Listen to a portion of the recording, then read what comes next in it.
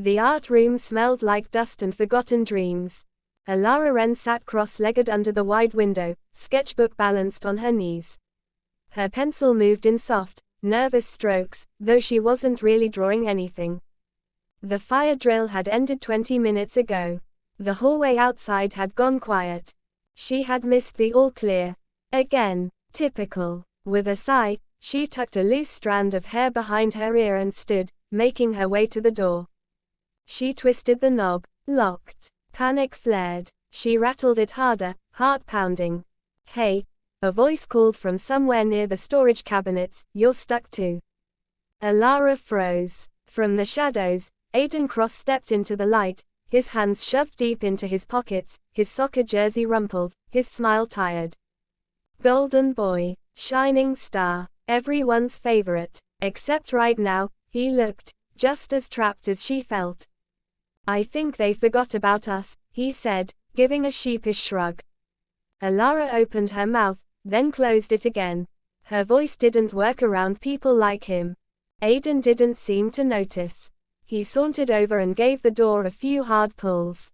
Nothing. He muttered something under his breath, then turned back toward her, squinting like he was trying to place her.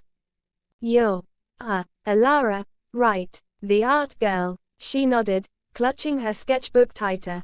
Aiden smiled, the kind of smile he usually threw at teachers and lunch ladies. Easy, automatic. But then, he kept looking at her. Not in the way boys usually looked at girls, not like she was invisible, and not like she was something to laugh at, either. It was almost curious. "You always this quiet?" he asked, almost teasing. Alara shrugged, feeling her cheeks heat up. Aiden wandered to the window, tapping it once with his knuckle. "Figures. First lockdown drill that actually traps us, and I get stuck with the mysterious girl." She didn't answer. She couldn't. The silence stretched out long and uncomfortable. Dust motes floated between them in the heavy afternoon light. After a while, Aiden slid down the wall opposite her, sitting cross-legged like a kid. He tilted his head back against the wall and closed his eyes.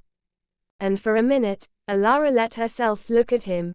Not the polished version everyone cheered for during soccer games. The real boy underneath, tired, messy, real. "You know," Aiden said suddenly, voice rough, "sometimes I wonder if anyone actually knows me. Like, if I disappeared, would anyone even notice?" Alara blinked, startled. Of all the things she expected him to say, that wasn't it. She tightened her fingers around her pencil. "They'd notice." He huffed a laugh, hollow and sharp. "Yeah." The golden boy vanishes. Big tragedy. A beat of silence. And then, softer, almost like a confession, he added, "Sometimes I feel like I'm playing a part one never auditioned for. Everyone expects me to be this perfect version of me. And I'm scared, like, if they really saw what's underneath." He stopped, biting the inside of his cheek. Alara stared at him, heart twisting. She knew that feeling, knew it too well. "You don't have to be who they expect," she whispered, surprising herself. Aiden's eyes snapped open, locking on hers. And for a moment, just one aching heartbeat, something shifted between them. A fragile, almost invisible thread.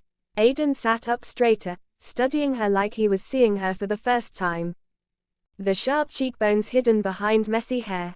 The steady, stubborn light in her eyes. Something unreadable flickered across his face.